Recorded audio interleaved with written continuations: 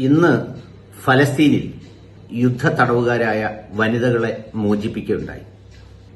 അവരെ മോചിപ്പിച്ച ശേഷം ആഘോഷപൂർവ്വം മധ്യസ്ഥരായ റെഡ് ക്രോസിന് കൈമാറുന്ന ദൃശ്യങ്ങൾ എല്ലാ മാധ്യമങ്ങളും പങ്കുവെക്കുകയുണ്ടായി.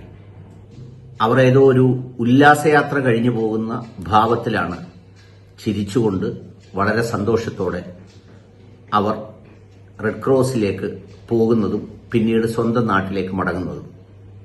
വെടിനിർത്തൽ പ്രഖ്യാപിച്ചതിന് ശേഷം ഉണ്ടാക്കിയ ധാരണപ്രകാരമാണ് അവരെ തടവറയിൽ നിന്നും മോചിപ്പിച്ചത്. ഒരുപക്ഷെ ഫലസ്തീനികളായ മനുഷ്യർ ഈ രൂപത്തിലും ഈ ഭാവത്തിലും ഇത്ര സന്തോഷത്തോടെയും കാണാനാകുമോ എന്നുള്ള കാര്യം സംശയമാണ്.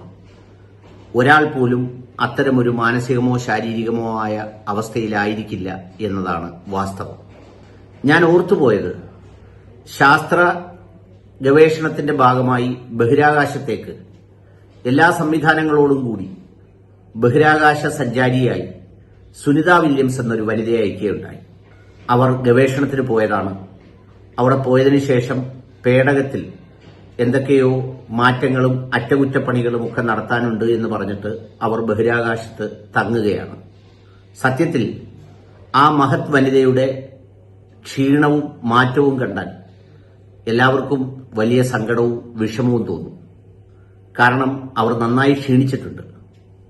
എത്രയും പെട്ടെന്ന് ആ ദൌത്യം പൂർത്തിയാക്കി ആരോഗ്യത്തോടെ അവർ മടങ്ങിയെത്തട്ടെ എന്നാണ് എല്ലാവരും ആഗ്രഹിക്കുന്നതും പ്രതീക്ഷിക്കുന്നതും. ഞാൻ പറഞ്ഞത് ഒരു താരതമ്യത്തിനു വേണ്ടിയാണ്. ഹമാസും ഫലസ്തീനുമൊക്കെ ചിലർ അവരുടെ നേട്ടത്തിനു വേണ്ടിയും അല്ലെങ്കിൽ മറ്റു ചിലർ മറ്റു ചില കാര്യങ്ങൾക്ക് വേണ്ടിയും വളരെ ശത്രുപക്ഷത്ത് നിർത്തി ക്രൂരരായും വളരെ ഭീകരരായും ഒക്കെ ചിത്രീകരിക്കുമ്പോഴും അവരുടെ ഏറ്റവും പ്രിയപ്പെട്ടവർ ഒരുപാട് പേർ യുദ്ധത്തിൽ കൊല്ലപ്പെട്ടിട്ടും നഷ്ടപ്പെട്ടിട്ടും അംഗവൈകല്യം സംഭവിച്ചിട്ടും വാസസ്ഥലങ്ങൾ നഷ്ടപ്പെട്ടിട്ടും കുഞ്ഞുങ്ങൾ പോലും കൊന്നൊടുക്കപ്പെട്ടിട്ടും ഇവരോട് വളരെ നീതിപൂർവ്വം പെരുമാറി എന്ന് അവരുടെ ശരീരവും മുഖഭാഷവുമൊക്കെയാണ് സൂചിപ്പിക്കുന്നത്. ഒരുപക്ഷെ ഇസ്രയേലി തടവറയിലായ ഏതെങ്കിലും ഒരു തടവുകാരനോ തടവുകാരിയോ ഇതേ രൂപത്തിലോ ഭാവത്തിലോ കാണാൻ കഴിയില്ല. കാരണം അത്രമേൽ മാനസികമായി അവർ അവിടെ അനുഭവിക്കുന്നു എന്നുള്ളതിന്റെ തെളിവ് തന്നെയാണ് അവരുടെ ശാരീരിക സ്ഥിതിയും മുഖഭാവവുമെല്ലാം.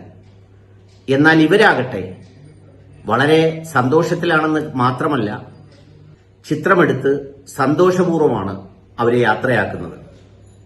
സാധാരണ യുദ്ധ തടവുകാരോട് എല്ലാ യുദ്ധങ്ങളിലും പെരുമാറുന്ന ചരിത്രമൊക്കെ പരിശോധിച്ചാൽ വലിയ നീതിയും സാമൂഹികമായ വലിയ മൂല്യങ്ങൾക്ക് വില കൽപ്പിക്കുന്നു എന്നൊക്കെ അവകാശപ്പെടുന്നവരും ഗൊണ്ടനാമോ തടവറയിലൊക്കെ കാണിച്ച കൊള്ളരുതായ്മകൾ, മനുഷ്യത്വഹീനമായ നടപടികളൊക്കെ വിചാരണ ചെയ്യപ്പെട്ടിട്ടുള്ളതാണ്.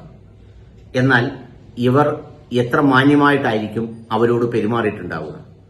ഇല്ലെങ്കിൽ ഇത്ര സന്തോഷത്തോടെയും സമാധാനത്തോടെയും എവിടെയോ സുഖവാസ കേന്ദ്രത്തിൽ കഴിഞ്ഞതുപോലെ അവർ പുറത്തിറങ്ങുന്നു എന്നുള്ളത് അവരോട് കാണിച്ച നീതിയുടെ അടയാളം തന്നെയാണ്.